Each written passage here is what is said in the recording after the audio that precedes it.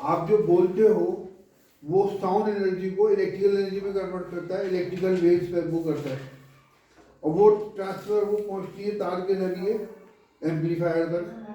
Amplifier उसको magnify कर देता है आवाज़, मतलब वेव की मैग्नीफिकेशन का मतलब होता है कि अगर वो वेव जब दोबारा साउंड में कन्वर्ट होंगे तो ज़्यादा आवाज़ आएगी। फिर वो एम्पलीफायर से वो वेव कहाँ पहुंचती है, एम्पलीफाइड वेव स्पीकर पे। स्पीकर जो है वो उल्टा फंक्शन करता है, यानी माइक जो है it convert sound energy into electrical energy, speaker converts electrical energy into sound energy with higher amplitude, यानी जोर की आवाज़ आती है स्पीकर से, सब जगह आवाज़ फैल जाती है। समझ रहे हैं? तो ये energy can be transform from one form to another, but sound energy can also be used to do work. अब देखो बहुत जोर का धमाका होता है, जो वेव पैदा होती हैं वो चीज़ों से टकराती हैं, हवा में जो साउंड वेव पैदा होती हैं और फिर वो चीज़ों से टकराती हैं, उनको अब खिसका देती हैं अपनी जगह से। अब देखते हैं खुदा न करे कहीं कोई एक्सप्लोजन हो, कहीं होता है बहुत, जैसे होता है कहीं कोई खुदा न करे कोई भी एक्सप्लोजन हो जाए तो आप देखते हैं लोगों के हाथ कट जाते हैं, गाड़ियाँ होती हैं वो बिचक वो टुकड़े हो जाते हैं। तो क्यों? एक्सप्लोजन से जो हवा में वेव्स पैदा हुई हैं उन वेव में इतनी ताकत होती है, जब वो आगे किसी चीज़ से टकराती है ना तो उसको भी अपने साथ मूव करा देती है, यानी पिचका देगी। जब खुदा न करे किसी की बॉडी पार्ट से टकराएगी तो बॉडी का पार्ट जो है वो इतनी ताकत होती है कि वो उसको क्या करता है, वो बॉडी का पार्ट बाहर निकल जाता है। देखो रोज आप सुनते हो इस तरह से, कहीं सिलेंडर एक्सप्लोड हो गया तो बेचारा पूरी बिल्डिंग नीचे आ गई। क्यों? क्योंकि वो जो साउंड वेव जो पैदा हुई उसमें इतनी ताकत थी कि वो वेव ने छत को उड़ा दिया, छत के अंदर इतनी ताकत लगाई कि वो छत जो था छत अपनी जगह से निकल गई, और किसी फोर्स लगा के कोई चीज मूव करे वो वर्क कहलाता है। तो sound can also do work.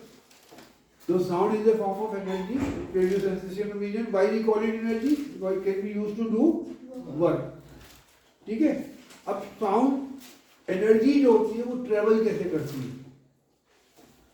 कोई भी एनर्जी जब वो एक एनर्जी के मोशन को प्रोपगेशन कहते हैं। हाउ एनर्जी प्रोपगेट मतलब मूव करना from one place to another. ऑल में आपको बाहर निकाल दूंगा। All energy propagate in the form of wave, in the form of wave. आप कहोगे वेव क्या होती है? दूसरा सवाल पैदा होता है वेव क्या चीज होती है? देखिए दो तरह की, एक होता है जैसे बॉल है पार्टिकल छोटी सी, आप बॉल को फेंकेंगे बॉल अपने साथ जाएगी, आप कैच कर लेंगे वापिस आ जाएगी, दीवार पर टकराएगी वापिस आ जाएगी। वेव को हम जो ग्राफिकली रिप्रेजेंट करते हैं, वेव को हम दो तरह से रिप्रेजेंट करते हैं कि वेव ऐसे चलती है, वेव का ही ग्राफिकल रिप्रेजेंटेशन। एक और तरीका है वेव का कि हम बहुत करीब लाइन बनाते, फिर दूर बनाते, फिर पास बनाते, फिर दूर बनाते, है ना? ये दो आप पढ़ेंगे दो तरीके। तो बेसिकली वेव जो होती है वो ऐसे चलती है। वेव क्या है? वेव की डेफिनेशन क्या है? Mode of transfer of energy from one place to, energy transfer जिस मेथड से होती है, वो जो तरीका है जिससे एनर्जी ट्रांसफर होती है एक कोने से, एक सिरे से दूसरे सिरे तक, एक जगह से दूसरी जगह तक, उस एनर्जी के ट्रांसफर करने के तरीके को वेव कहते हैं। क्या बोलते हैं उसे? वो जो कुछ चीज ट्रांसफर हो रही है उसे वेव मोशन कहते हैं। What is wave? Wave is क्या? एनर्जी अलग चीज है। एनर्जी तो एनर्जी में स्टोर नहीं हो सकती। Energy is capacity to do work. Energy transfer कैसे होगी, जाएगी कैसे एक जगह से दूसरी जगह, वो जो ट्रांसफर करने का तरीका है, वो जो ट्रांसफर करने उसको वेव बोलते हैं। Wave transfer energy from one place to.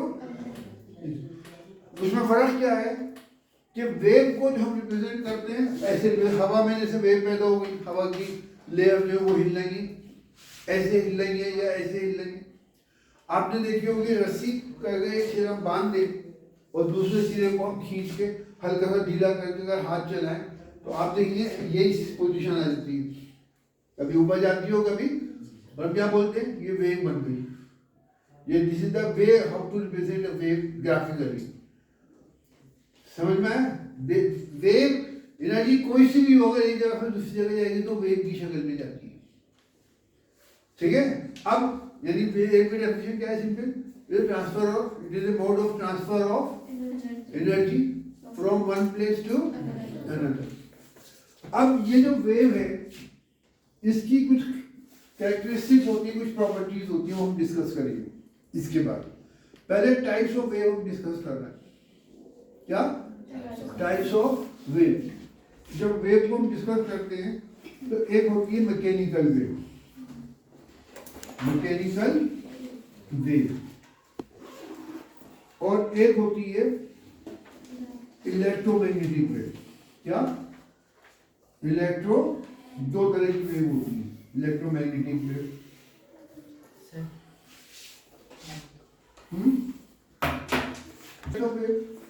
Mechanical wave and electromagnetic wave. ठीक है, मैकेनिकल वेव की रिलेटेड अब देखो जरा ध्यान से समझ लीजिए, कंफ्यूजन नहीं होनी। एक होती है मैकेनिकल एनर्जी। मैकेनिकल एनर्जी तो एनर्जी वो कहती है टोटल एनर्जी। क्या, कौन सी energy? Kinetic energy plus the total energy in a object which is equal to sum of kinetic energy and वो मैकेनिकल एनर्जी कहलाती है। जितनी टोटल एनर्जी किसी चीज में होती है which is the sum of kinetic energy and वो मैकेनिकल एनर्जी कहलाती है। यह है मैकेनिकल वेव, एनर्जी नहीं, मैकेनिकल। कंफ्यूज मत होइए, कभी मैकेनिकल से कंफ्यूज हो जाए। वो एनर्जी थी। एनर्जी क्या है? The ability to do work, the amount of work which an object can do, उसकी एनर्जी कहलाती है। वो एनर्जी भी जिसे कहना चाहिए कई तरह की होती है। समझ में आया? ये मैकेनिकल वेव की बात हो रही है। यानी वेव क्या? जो एनर्जी ट्रांसफर करती है, the mode of transfer of energy. यानी वो वेव क्या? जो एनर्जी को ट्रांसफर कर लेके जाती है एक जगह से दूसरी जगह, वो वेव कहलाती है। वो दो तरह की होती है, मैकेनिकल वेव और एक मैकेनिकल वेव कौन सी है? The energy which require medium, which require medium, material medium, मतलब मेटेरियल मतलब गैस हो, पानी हो, लिक्विड हो या सॉलिड हो, which require material medium to propagate from one place to another. यानी बिना मेटेरियल मीडियम के वो वेव एक जगह से दूसरी जगह नहीं जाएगी, मीडियम के थ्रू जाती है। अगर बीच में स्पेस है, यानी कोई चीज नहीं है, वैक्यूम है, तो वैक्यूम से मैकेनिकल वेव नहीं जाएगी, क्योंकि मैकेनिकल वेव जो मटेरियल होता है उसके अंदर वाइब्रेशन पैदा करती है। वो वाइब्रेशन जो वेव जहाँ पैदा कर रही है, जहाँ से वेव टकरा रही है, वहाँ पे वाइब्रेशन हो रही है, वो वाइब्रेशन आगे ट्रांसफर हो रही है। कहाँ पे? आगे वाली लेयर में, उससे आगे वाली लेयर में। इस तरह से वो एक से दूसरी तरफ सारी वाइब्रेशन ट्रांसफर हो जाती है। दैट इज, जैसे होता है कि अगर आप सड़क पे साइकिलों को बहुत बड़ा वो खड़ा हुआ है, बहुत लंबी चौड़ी, काफी दूर तक साइकिलें हैं,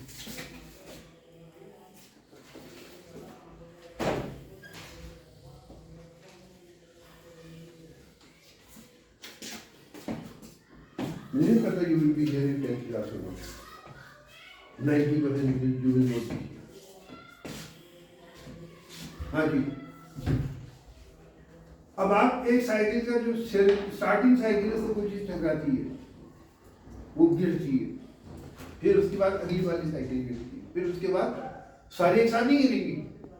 अगर मान लो वो साइकिल जो है वो 50 मीटर की उसमें लाइन में लगी हुई है, तो जो आखिरी साइकिल है उसको गिरने में, वहां तक पहुंचने में टाइम लगता है।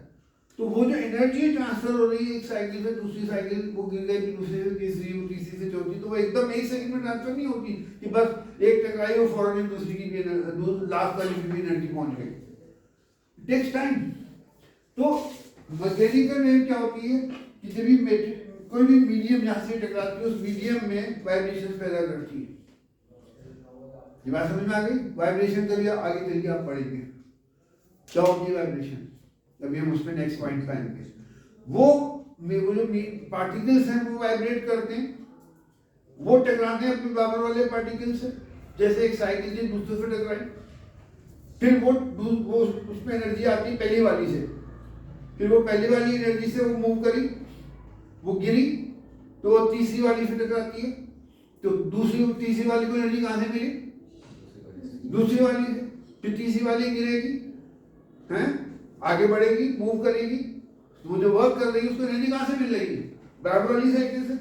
तीसरी वाली को एनर्जी किसको ट्रांसफर करेगी? चौथी वाली को। तो अब ये इसमें टाइम लगता है, तब वो एंड तक पहुंच जाएगी। तो वेव जो पार्टिकल्स हैं वो जब वाइब्रेट करते हैं तो वो पहले शुरू के पार्टिकल वाइब्रेट करते हैं जहाँ से वेव टकरा रही है, फिर जैसे मैं बोल रहा हूँ तो मेरी साउंड जो है वो हवा में वाइब्रेशन कर रही है, अलग हवा के मॉलिक्यूल्स में, वो जो साउंड है, वो जो वाइब्रेशंस हैं उन मॉलिक्यूल से दूसरे मॉलिक्यूल्स में ट्रांसफर हो रही है, उसके आगे वालों में, वो उसमें तीसरों में ट्रांसफर हो रही है। अल्टीमेटली वो वेव जो है, अब ये वाइब्रेशंस क्या लेके जा रही है? एनर्जी लेके जा रही है। अल्टीमेटली एनर्जी कहाँ तक पहुंच रही है? तुम्हारे कान तक पहुंच रही है। कान के ऊपर जब एनर्जी की साउंड वेव पहुंचती है, ये कान के अंदर की जो हवा होती है उसमें वाइब्रेशन पैदा करती है, और वो जो कान की वाइब्रेशंस हैं, हवा के अंदर जो वाइब्रेशंस होती है, वो हमारा जो क्या होता है कान का पर्दा, क्या बोलते हैं उसे? Ear drum. वो एयर ड्रम में वाइब्रेशन पैदा करती है। एयर ड्रम जो है वो वाइब्रेशन वैसी ही होती है जैसे हम बोल रहे हैं। वो एयर ड्रम फिर आगे एक सिस्टम बना हुआ है, कुदरत ने बना रखा है, वो एयर ड्रम उन वाइब्रेशंस की वो डिफरेंट, इसमें एयर के ऊपर भी इसमें है, आखिर में चैप्टर के अंदर एम्पलीफाई होती है। फिर उसमें एक ऐसा वो होती है जहाँ से वो जो वाइब्रेशंस को कान में बदलती है, वो दिमाग तक पहुँचती है, और जब दिमाग में वो वाइब्रेशंस पहुँचती हैं थ्रू जो भी सिस्टम है, तो दिमाग पे आइडेंटिफाई करता है किस चीज़ की आवाज़ है, ये किस लफ्ज़, किस वर्ड का साउंड है, किसकी आदमी की आवाज़ है या किसी और की आवाज़ है, ये गाड़ी की आवाज़ है, ये सब कौन इंटरप्रेट करता है? इंटरप्रेटर जो है वो हमारा दिमाग है। नहीं, एयर ड्रम वाइब्रेशन आगे ट्रांसफर करता है, और एयर ड्रम से सब चीज़ें अटैच होती हैं जो कान का इनर पार्ट होता है। अल्टीमेटली वो पढ़ेंगे हम एयर के ऊपर, अल्टीमेटली वो कहाँ पहुँचती है वाइब्रेशंस?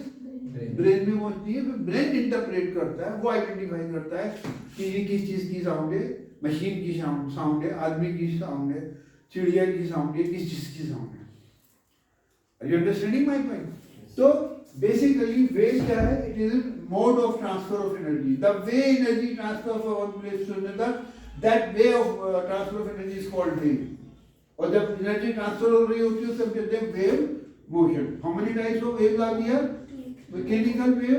मैकेनिकल वेव उस वेव को कहते हैं अगर बीच में वैक्यूम है, वैक्यूम मतलब कुछ नहीं है, तो वो एंड पे आगे जहाँ मटेरियल खत्म हो रहा है वहां तक तो वो वेव जाएगी, उसके आगे वैक्यूम में वो वेव, क्योंकि वो मटेरियल के पार्टिकल्स के अंदर वाइब्रेशन पैदा करती है। जब पार्टिकल ही नहीं होंगे तो वाइब्रेशन भी पैदा नहीं होंगे, जो वाइब्रेशन पैदा नहीं होंगे तो वो आगे भी नहीं जाएंगे, तो वहां कुछ है ही। समझ में आया? इसकी एग्जाम्पल है, सबसे अच्छी एग्जाम्पल है इसकी साउंड वेव। ये साउंड जो है वो मैकेनिकल वेव। ऐसी जगह जहाँ पे साउंड या मटेरियल नहीं है वहां साउंड, जहां तक मटेरियल है वहां तक तो साउंड जाएगी, उसके आगे साउंड नहीं। स्पेस में अगर आप बोलेंगे तो किसी के पास सुनाई नहीं देगी। स्पेस में मटेरियल नहीं है, वैक्यूम है वहां। जब वहां वैक्यूम है तो आप कुछ बोलेंगे, आपके होठ तो इधर उधर आएंगे, समझ में आया, लेकिन आवाज सुनाई। दूसरी वे में जिसमें मटेरियल की मीडियम की जरूरत नहीं होती, वी डू नॉट रिक्वायर।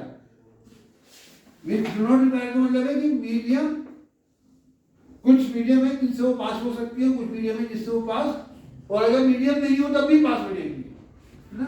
क्या है वो? डू नॉट क्या require medium to propagate from one place to another. और इसकी बेस्ट एग्जांपल है लाइट रेज। और लाइट रेज की जितनी उस कैटेगरी में आती है, कौन कौन सी? X rays, gamma rays, UV radiation, ultraviolet radiation, heat radiation, infrared radiation बोलते हैं। ये सारी लाइट वेव्स की ही खानदान की है, और इन सबको कहते हैं इलेक्ट्रोमैग्नेटिक वेव। क्या बोलते हैं? Electromagnetic magnetic wave. What is electromagnetic wave? It is that wave which transfers energy from one place to another, and they do not require medium. And you do not require medium. मतलब require medium का मतलब है medium की जरूरत नहीं, medium है तो कुछ medium से ही निकल जाएंगी, पास हो जाएंगी. अब फॉर एग्जाम्पल लाइट है, लाइट ट्रांसपेरेंट ऑब्जेक्ट से तो पास हो जाएगी, लेकिन ऑब्जेक्ट ऑब्जेक्ट आएगा तो उससे बाद. लेकिन जो और जो वेव है, जैसे क्या नाम है आपकी एक्सरेज है, एक्सरेज भी उसी खानदान की है. एक्सरेज आप जानते हैं वो शीट होती है एल्यूमिनियम की, उसके अंदर वो होती है एक्सरे फिल्म होती है, और वो रेज आती है बॉडी से पास होती है, फिर वो उस ब्लैक जो बॉक्स होता है जिसमें वो एक्सरे क्या नाम है एक्सरे फिल्म रखी हुई है, वो उस बॉक्स की मटेरियल से पास हो रही है, फिर वो अंदर फिल्म से आगे टकराती है, वो फिल्म में इमेज आ जाती है. बात समझ में आई नहीं है? एक्सरेज और इससे भी खतरनाक रेज होती है जिसे कहते हैं हम कॉस्मिक रेज. वो सब एक ही खानदान की, उसके हम एक दफा आपको बता देंगे कि कौन कौन सी रेज होती है. जितनी मतलब ये जितनी रेज सारी खतरनाक है, यानी इन सबसे कैंसर पैदा होता है कुछ देर तक एक्सपोज किया जाए. सिर्फ लाइट वेव एक ऐसी वेव है कि जो क्या पैदा करती है, sensation of vision. Light wave के खानदान की जो बाकी जैसे इंफ्रारेड रेडिएशन है, वो हीट, वो सेंसेशन ऑफ हीट पैदा करती है, विजन पैदा नहीं करती. मिसाल के तौर पे गरम लोहे का, बहुत ही गर्म लोहे का वो टुकड़ा रखा हुआ है जमीन पे और अंधेरा है, आपको पता नहीं चलेगा, आपको हीट तो महसूस होगी लेकिन लाइट महसूस नहीं होगी. क्यों? क्योंकि वो जो रेडिएशन है वो हीट पैदा करती है. ठीक है, ये सारी रेडिएशन को मीडियम की जरूरत नहीं. इसकी सबसे बेस्ट एग्जांपल कि सूरज से जो जमीन पे रेज आ रही है, उसमें ही वो जो किरणें आ रही हैं, जो रेडिएशन आ रही है, उसमें लाइट रेडिएशन भी है जो विजन पैदा करती है, इसमें हीट रेडिएशन भी है. जो सूरज में बैठे हैं तो गर्मी लगने लगती है, लगती है ना, लगती, थोड़ी देर में गर्म हो जाते हैं, कपड़े गर्म हो जाते हैं. उसमें अल्ट्रावायलेट रेडिएशन भी जो इसी खानदान की है. अल्ट्रावायलेट रेडिएशन वो होती है जो इसी खानदान की है. वो अल्ट्रावायलेट रेडिएशन जो अगर आप धूप में कुछ देर बैठे तो आपकी स्किन जो होगी वो ब्लैक हो जाएगी, क्या डार्क हो जाएगी. तो वो जो अल्ट्रावायलेट रेडिएशन की वजह से होता है. वो अगर बहुत ज़्यादा क्वांटिटी में अगर आ जाए तो आज कैंसर हो जाएगा, वो कैंसर पैदा करती है. लेकिन खुदा ने ये इंतजाम कर रखा है कि जो रेडिएशन हम तक पहुँचती हैं वो बहुत नेग्लिजिबल होती हैं, और वो इतनी होती है जिससे हमारे काम हो जाते हैं, हम उससे फ़ायदा पहुँचता है, और उस लिमिट से ज़्यादा नहीं होती जिस लिमिट के बाद कैंसर हो जाता है. यदि एक पर्टिकुलर लिमिट तक वो कैंसर पैदा नहीं कर रही है. आप धूप में बैठेंगे वो आपके हाथ काले हो जाएंगे, डार्क हो जाएंगे, वो जैसे कहना चाहिए वो जर्म्स को मारने की भी काम आती है, और भी बहुत सारी उसमें काम आती है. लेकिन अगर वो एक लिमिट से ज़्यादा हो जाए तो वही रेडिएशन कैंसर पैदा करती है. इसलिए जो आपका जिस पे बहुत ज़्यादा चर्चा होता है वो है ओजोन होल. कि ओजोन जो है वो लेयर्स को एब्जॉर्ब कर लेती है. Only a fraction of those layers reaches to the earth. वो फ्रैक्शन इतना है जिससे हमारे नुकसान नहीं होता बल्कि फायदा होता है. बाकी रेडिएशन वो एब्जॉर्ब करता है. अगर जहाँ से ओजोन लेयर हट गई, ओजोन डिस्ट्रॉय हो गई, उस जगह पे रेडिएशन की परसेंटेज बढ़ जाती है, और वहाँ पे जानवर या इंसान जो भी हैं उन्हें कैंसर हो जाता है अगर काफ़ी दिन तक उसके सामने एक्सपोज करें. तो इसलिए सारी दुनिया इस पे कि ये ओजोन जो है ये डिस्ट्रॉय नहीं होनी चाहिए. It is a safety layer. किससे बचा रही है हमें? Ultraviolet radiation. इसके अलावा भी और उससे भी ज़्यादा खतरनाक रेडिएशन, उनसे भी हमें बचा रही है. समझ में आई बात की? तो ये दो तरह की वेव हो गई. कौन कौन सी? मैकेनिकल वेव और इसकी एग्जाम्पल तो साउंड वेव हो गई. दूसरे जो पानी में रिपल्स होते हैं, पानी में आप देखते हो पत्थर फेंकते हो तो पानी में क्या होते हैं, ऊपर नीचे होने लगता है पानी, क्या कहलाता है वो? रिपल्स कहलाते हैं. वो भी मैकेनिकल वेव है. आप रस्सी को हिलाते हैं एक तरफ से टाइट करके, वो रस्सी जब हिलती है तो उसी तरह का उसमें शेप आ जाता है, तो वो भी मैकेनिकल वेव है. क्योंकि वो जो रस्सी को आपने एनर्जी दी अपने हाथ से, वो एनर्जी रस्सी के पार्ट्स को ऊपर नीचे कर रही है. तो रस्सी के पार्ट्स में एनर्जी आई है, कहाँ से आई है? जो हमने उसको सप्लाई की है, और वो इस रस्सी के पार्ट के थ्रू आगे पीछे हो रही है, तो ये भी मैकेनिकल वेव है। आगे मतलब रस्सी ऊपर नीचे हो रही है, रस्सी के मल पार्टिकल आगे पीछे जो हिस्सा है वो जैसे बराबर में एक और रस्सी है, उसमें कुछ भी नहीं होगा, वैसे ही लटकी रहेगी। एक रस्सी है, दो रस्सियां लटकी हुई है, एक को आपने हाथ से पकड़ के हिलाना शुरू कर दिया तो उसके अंदर वेव पैदा होगी, बराबर वाली में कोई फर्क नहीं पड़ेगा। क्यों? क्योंकि वो मेटेरियल के थ्रू जा रही है, वो मेटेरियल रस्सी पहले जिसको हाथ से पकड़ा है वहां पे वो मेटेरियल एनर्जी ट्रांसफर हुई है, वो उसके मेटेरियल से पास हो रही है क्योंकि वो दूसरे से जुड़े हुए हैं। बराबर वाली जो रस्सी है वो उससे नहीं जुड़ेगी तो वहां कोई फर्क नहीं पड़ेगा। पॉइंट समझ में आ गया? और इलेक्ट्रोमैग्नेटिक वेव की एग्जांपल डेफिनेशन समझ में आ गई। इलेक्ट्रोमैग्नेटिक वेव क्या होती है? We do not require medium to propagate from one place to another. Example सबसे पहले लाइट सबसे आसान एग्जांपल, और infrared radiation, X rays, UV radiation, cosmic radiation, ये सारी बहुत तरह की पूरा खानदान है, तो इनमें आई बात की है। और इसमें माइक्रोवेव, रेडियो वेव, ये सब इसी कैटेगरी में आती है। माइक्रोवेव और कौन सी? रेडियो वेव भी इलेक्ट्रोमैग्नेटिक रेडिएशन होती है। ठीक है, तो लाइट की एग्जांपल इसलिए दी है कि इजी है कि हमारे तक सूरज से डायरेक्ट लाइट आ रही है और बीच में लाखों माइल एरिया ऐसा है जहाँ पे कोई मटेरियल नहीं है, ना हवा और ना कोई और मटेरियल, वहां से भी वो पास हो रही है। समझ में आई बात की? जिससे क्या साबित होता है कि लाइट को प्रोपोगेट करने के लिए मीडियम की जरूरत नहीं है। ठीक है, अच्छा, अब हर वेव की कुछ कैरेक्टरिस्टिक्स होती है, कुछ प्रॉपर्टीज होती है जिससे वो वेव पहचानी जाती है। आप कैसे पहचानेंगे ये वेव अलग है, ये वेव अलग है? मैकेनिकल वेव में कई तरह की होती है, लाइट वेव जो आपकी इलेक्ट्रोमैग्नेटिक वेव है वो भी कई तरह की होती है, तो उनकी कुछ प्रॉपर्टीज होती है, उन प्रॉपर्टी से पता चलता है ये वेव अलग है, ये वेव मैग्नेटिक। तो इलेक्ट्रोमैग्नेटिक तो सभी है, बिना वैक्यूम के, बिना मटेरियल के, वो सब चीज पास हो जाएगी, लेकिन वो एक दूसरे से अलग है। जैसे light wave is different than infrared and different than UV radiation.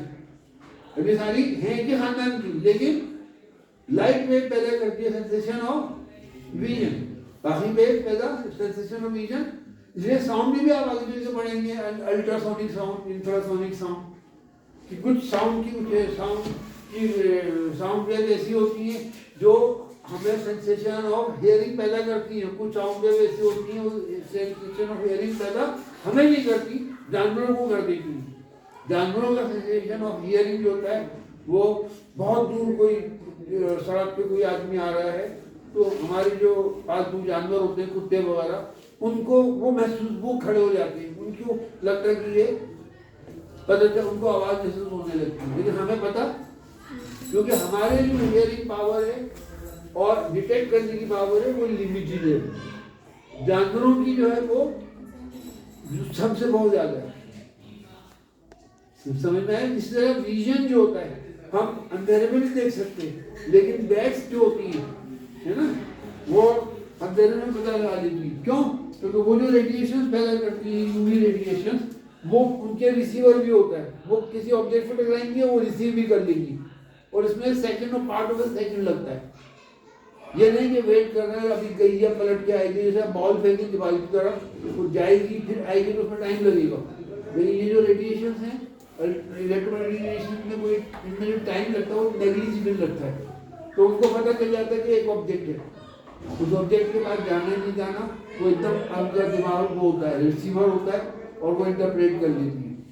ये भी हम पढ़ेंगे, हमारी इतनी सारी आगे इसमें साउंड के ऊपर इक्विपमेंट्स आएंगे जिसके अंदर ये पार्ट्स होते हैं कि वो रेडिएशन पैदा करने वाला ऑब्जेक्ट होता है, साउंड वेव पैदा करने वाला या यूवी रेडिएशन पैदा करने वाला इसमें एक होता है, फिर एक उनके अंदर रिसीवर होता है, क्या होता है, जो उनको रिसीव करता है, फिर उसमें इंटरप्रेटर होता है, कौन, वो भी एक मशीन होती है, वो इंटरप्रेट करती है, फिर आगे वो और जुड़ा हुआ होता है, कैमरे से जुड़ा होता है और स्क्रीन से जुड़ा होता है, और वो इंटरप्रेट करते हैं, वो स्क्रीन से अटैच होता है, स्क्रीन को पिक्चर आ जाती है। आगे पढ़ेंगे इसके अंदर इसी चैप्टर में, ठीक है। तो वेव को आइडेंटिफाई हम करते हैं तो उसमें जो फैक्टर्स इसमें इन्वॉल्व होते हैं वेव को आइडेंटिफाई करने के लिए, उसमें एक तो है क्या नाम है, फ्रीक्वेंसी। क्या? Frequency of the wave, frequency of wave. दूसरा होता है इसमें फैक्टर क्या, बताओ? एम्पलीट्यूड भी ले सकते हैं, साउंड के लिए होता है ये एम्पलीट्यूड, ये साउंड वेव के लिए एम्पलीट्यूड। तीसरा क्या, टाइम पीरियड। ये तीन तो साउंड से रिलेटेड है, मीनिंग मतलब मेनली साउंड से। और एक होती है वेवलेंथ। क्या होता है? वेवलेंथ। अब ये फ्रीक्वेंसी और वेवलेंथ हर टाइप की वेव में हम देखते हैं, करते हैं। जैसे अगर साउंड, अगर हमें इलेक्ट्रोमैग्नेटिक वेव को डिफरेंशिएट करना है तो हम उसकी फ्रीक्वेंसी और उसकी वेवलेंथ, समझ में आया, उससे हम डिफरेंशिएट करते हैं कि भाई ये जो ये सेम है या क्या है, डिफरेंट काइंड है। समझ में आई? साउंड के अंदर जो है एम्पलीट्यूड भी होता है, तो क्या साउंड का जो मतलब साउंड ज़्यादा है कम है एम्पलीट्यूड पे डिपेंड करता है। एम्पलीट्यूड ज़्यादा होगी तो वो ज़्यादा साउंड होगी, लाउड साउंड होगी, मतलब साउंड इज लाउडर और फीबली, यानी हल्की धीमी साउंड, तो वो एम्पलीट्यूड से पता चलता है। तो अभी हम इसके ऊपर डिस्कस करेंगे, ठीक है? मैं ये चेक कर रहा हूँ कि हम क्या क्या और चीज़ें हमने ये सब स्टार्ट मतलब उससे करानी है, तो मैंने आपको ये नोट दे देने हैं।